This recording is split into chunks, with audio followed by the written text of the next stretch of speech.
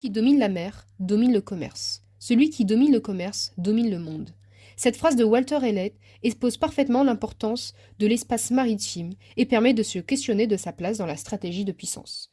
Cette question a été questionnée par deux grands hommes, Alfred Mahan et Raoul Castex. Ces deux individus ont étudié la stratégie militaire, ont été des gradés militaires dans la marine. La stratégie de puissance, c'est quoi? C'est une stratégie que se donne un État ou un groupe d'États afin de devenir une grande puissance ou se maintenir comme tel. Et donc, c'est d'avoir une influence sur la scène internationale. Alfred Mahan, officier de l'US Navy, né en 1848 et mort en 1914, a écrit un livre, The Influence of Sea Power Upon History. Il utilise des exemples historiques afin d'appuyer sur ses propos sur la supériorité et l'importance de la marine, que ce soit dans le domaine militaire ou économique. C'est un précurseur de cette théorie qui a influencé de nombreux autres stratèges.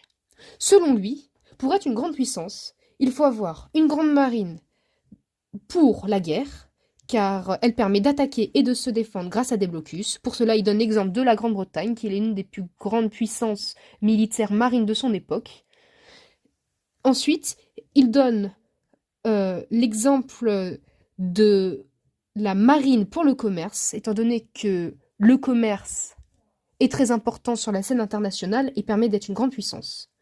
Il dit aussi que pour être très bon dans les deux domaines, il faut avoir des bases. Il faut avoir le contrôle des détroits et des canaux, car les détroits et les canaux sont au cœur du commerce international.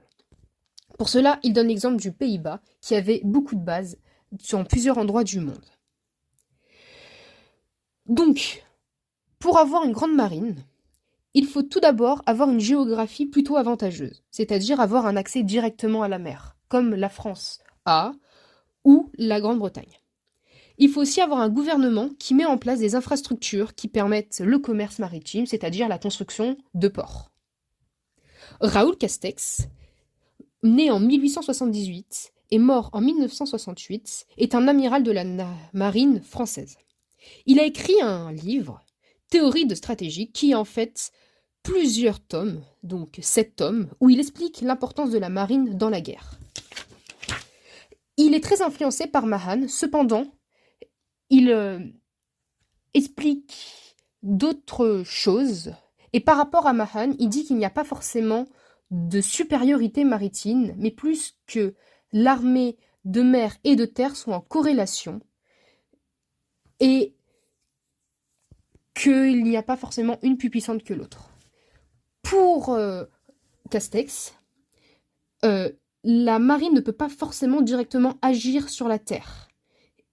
Et donc c'est pour cela qu'elle n'est pas supérieure à elle. De plus, l'armée de terre peut parfaitement détruire des navires grâce à l'artillerie ou des mines. Selon lui, la marine doit être à la fois offensive et défensive, ce qui rejoint l'idée de Mahan, car ça permet des blocus et de gagner des guerres sur la longue durée.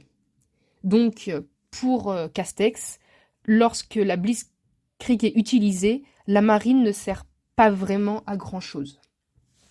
Tout au long de sa vie, Castex a vu de nombreux changements, que ce soit au niveau des armes, et donc que la stratégie militaire a beaucoup changé.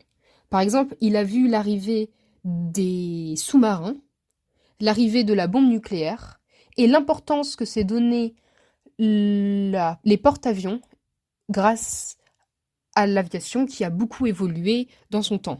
Mahan, lui, n'a pas vraiment théorisé sur l'aviation étant donné qu'il est mort en 1914 quand l'aviation n'était pas encore une grande instance dans le domaine militaire. Donc, dans ces deux derniers livres, Raoul Castex vient un peu plus en profondeur sur ce qu'il appelle avoir mainmise sur la surface de l'eau et sous face de l'eau, c'est-à-dire les sous-marins. D'après lui, on peut parfaitement avoir mainmise sur la surface, mais pas sous la sous-face, alors que c'est très important. Il explique aussi tout ce qui est sur la maîtrise de l'air. Pour lui, on ne peut pas être souverain sur la mer si on n'a pas la maîtrise de l'air.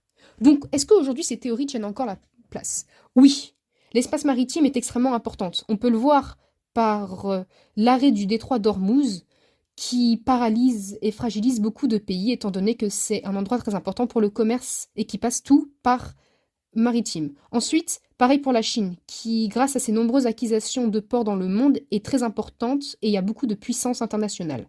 Par ailleurs, il y a une volonté de reconstruire des sous-marins en France, ce qui montre que l'importance militaire de la mer est toujours très importante, ou bien PANG, conçu en 2038, ce qui permet à la fois le contrôle de la mer et du ciel grâce à un porte-avions.